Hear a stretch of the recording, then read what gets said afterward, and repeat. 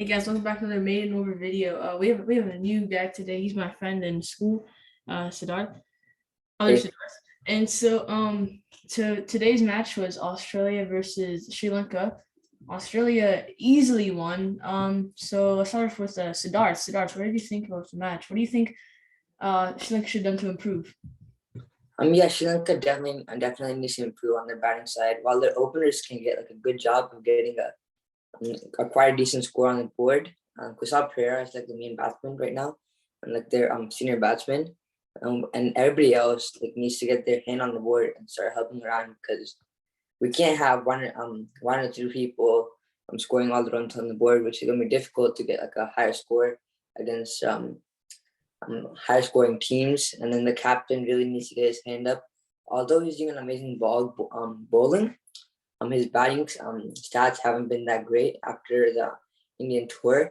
If you look at his bowling, he only bowled one over and he gave away 6 runs, but he did claim a wicket of David Warner, which was a huge wicket since David Warner was striking at 154 and he scored 65 runs of his 42 deliveries that he batted.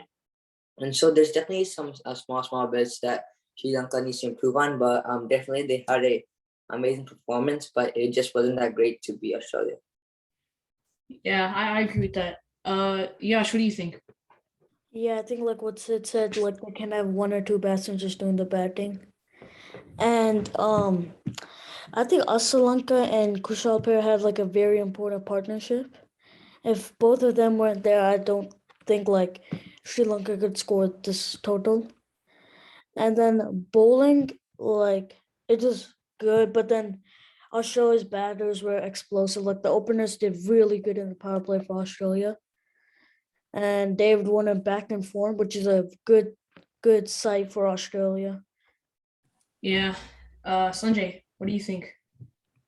I think Sri Lanka, they put up a good effort. As far as batting goes, I think the two guys is really good again, Sri Lanka and Rajapaksa. I was looking at the highlights, and at one point, it looked like Sri Lanka were going to get like a decent score on the board, like 160, 170. Yeah. But I think after Sri Lanka got out, they just started to collapse. Yeah, that's true. That's what I think too. Yeah, That's what I saw. Like with Kusa Pereira, Sri Lanka, they during the power play they accelerated. Like they did really good during the power play. But after the power play ended, after Sri Lanka Pereira got out, they just collapsed. Only one who carried was Rajapaksa. But other than that, they just collapsed. Like the strike rates, you can just see they just went down. yeah, you can tell by the run rate too. For the first couple of overs, it was around 8 runs and over. After the key batsman got out, it was like 3 runs over, 4 runs over, which was enough to keep Sri Lanka in the game. Then for Australia, like David Warner, Aaron Finch finally put that score up. The thing with Australia is you got to get their openers out, or else they're gonna be dangerous. Like look at this. Exactly, because Yeah, we all know how dangerous David Warner is, but he hasn't been that amazing form recently in red ball cricket and white ball cricket and for the IPL, which he was dropped multiple times and sacked from captaincy. But he did keep up a amazing century. Amazing half century off his 42 deliveries. I'm sorry. Yeah, he scored 65 deliveries. 65 runs off his 42 deliveries with the strike rate of 154. But it consisted of no sixes, but there were some amazing boundaries. Yeah. Well, that's today's match review. Now let's move on to tomorrow's two matches. West Indies versus Bangladesh and Afghanistan versus Pakistan. Let's start off with West Indies versus Bangladesh. Yash, who do you think is gonna win? I actually think West Indies can win this. Oh, really? Yes, I think now I think by now they should have figured out where they went wrong, and I think they have worked on that, and I think they can win this. And if they won the toss, they should bowl first because there's been 3 wins and 1 loss for the teams who chased. So I think that's what I think West Indies will win this. Siddharth, who do you think is gonna win? Yeah, I'm gonna be siding on Bangladesh since I'm pretty sure everybody knows Jason Holder is coming back to the squad because of Ben McCoy got injury. So West Indies is being forced to make some squad changes. Yeah, they still have some amazing batsmen, amazing striking batsmen. Let's say that, but they haven't been able to get like a good score on the board or like get off the mark like that well as Bangladesh has been. And then we all know about Shakib Hassan, who has been an amazing all-rounder, and he's now the number one T20 all-rounder, I believe. And then they have some very good batsmen, but if West Indies get their rhythm in and like they actually bowl well and score a lot of runs, it could be a well-balanced game. But I'm still betting on that Bangladesh is still going to have the upper hand in this game due to the Ben McCoy's injury, and Bravo, Russell, Hitmeyer, Chris Gale, they haven't been in the form of their life or anything like that recently. So, but Bangladesh has been with Shakib Hassan, batting and bowling exceptionally well. So I am thinking that Bangladesh is going to have an upper hand in this match. Yeah, Sanjay, what do you think? Who do you think's gonna win? I hate to say it, but I'm gonna go Bangladesh. I just think West Indies don't have enough batsmen in form. Like other than Hetmeyer, he's like the only batsman in form. Other than that, they have like no one in form. But I think if they get going, West Indies, they can definitely put up a good score on the board. But I think it's all depends on the toss. I think if West Indies bat first, I don't think they're gonna go well. But I think if they bowl first, they have a chance. And Bangladesh, I think they have the experience, you know. Same for West Indies, but I think I think he'll have a good match, and I think he'll take Bangladesh to victory. I hate to say it too, I really do, because I put them in my top four. But I'm gonna go with Bangladesh too, because West Indies has just not been in form, and it's like a 50-50. If West Indies win the toss and bowl, they actually have a chance. They don't bowl, I honestly think they're done because they have been putting so bad. Yeah. So even if they win the toss and get to bowl first, they're bowling like, I'm not saying it's terrible, but it's not the best. And you can see that like the first match in the T20, the World Cup, West Indies only scored 55 runs, but they did score 142 runs last game.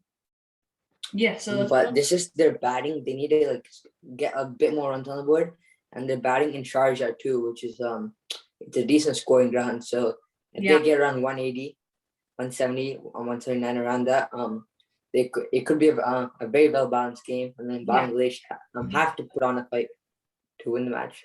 Yep. Let's move on to tomorrow's match. Tomorrow's second match, Afghanistan versus Pakistan. We should make it a little quick. Who do you think is going to win, Siddharth? We should make it a little quick. You're muted. Okay, my bad. I do think that Pakistan is obviously going to win because they have won their last two games exceptionally well against India by winning by 10 wickets and New Zealand winning by 5 wickets. But the good thing about Afghanistan players is they don't lose without a fight, right? Yeah. But Pakistan openers Mohammad Rizwan and Babar Azam, they were doing exceptionally well. And then Afridi's bowling is just like amazing. We can't nobody can stop him unless anybody in Afghanistan's team, Mohammed Nabi or anybody like that, actually score some runs off Afridi. But pretty much everything else, I do think Pakistan is going to win. But Afghanistan is not a bad side, or like they're not going to lose a game without keeping on an amazing fight, because we all know that about Afghanistan players. They do not lose a match without keeping a fight. So it's the odds are on Pakistan, but I'm not saying Afghanistan has no chance in this match, but Pakistan does have the upper hand because their bowling and their batting has been amazing recently in the past 2 matches. So so I'm going Pakistan. Yash, what do you think? I think Afghanistan will win. Ooh. Because Rashid Khan, I think, and Mujib were an excellent form in the last match. They both got some good wickets. And I think if they manage to get the openers like early on, I think they have a chance. Yeah. Sanjay, what do you think? I'm going for Pakistan. If I didn't see last match, I would go for Afghanistan, but I saw Pakistan had a lot of batting depth. So I think if they get to chase, they'll do really good. Yeah, I'm gonna go with. I'm sorry, Yash, but I'm gonna go with Pakistan too. They've just been the stronger team this entire tournament with Babar Azam and Mohammad Rizwan, the explosive bowling partnership.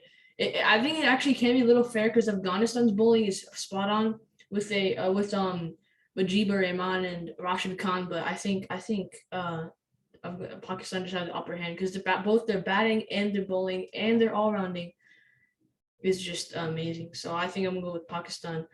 But that concludes the video today. Yash, you are both the only one who voted for West Indies and the only one who went with Afghanistan. So we'll see how it goes. But that was today's video. Put your prediction of who's gonna win tomorrow's 2 matches in the comments, and I hope you enjoyed the video. Bye.